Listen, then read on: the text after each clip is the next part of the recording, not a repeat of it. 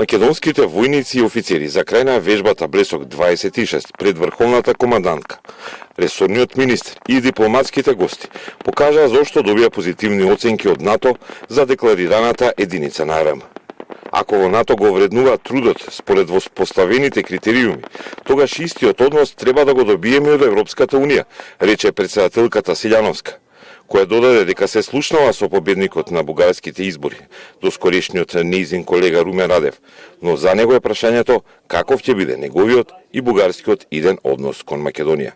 Клучните документи на ЕУ бараат почитување на националните и културните идентитети, почитување на дигнитетот и интегритетот.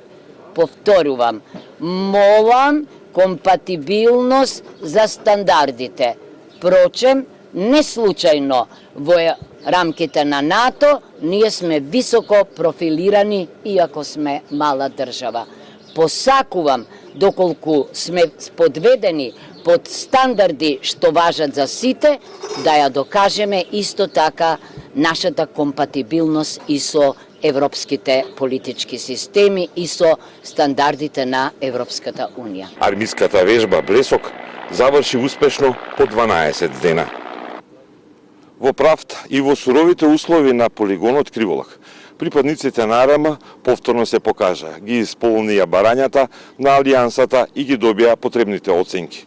За крај на вежбата Блесок 2026 беше изведена операцијата воведување во офанзивни дејности на лесна пешадиска батальонска група. Со вежбата, армијата покажа и дел од новата опрема, ги употреби новите возила и новокупената артилерија. Инвестираме многу во ново лично вооружување, во нови напредни капацитети, во силна сајбер одбрана, во нови оклопни возила, инженерски машини, беспилотни летава и така натака.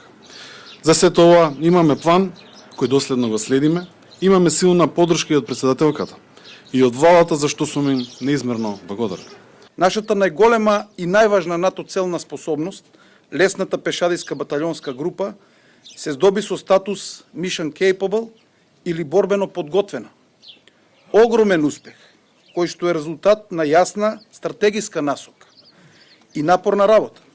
На вежбата Блесок 26 во Криволак учествуваа над 1500 војници.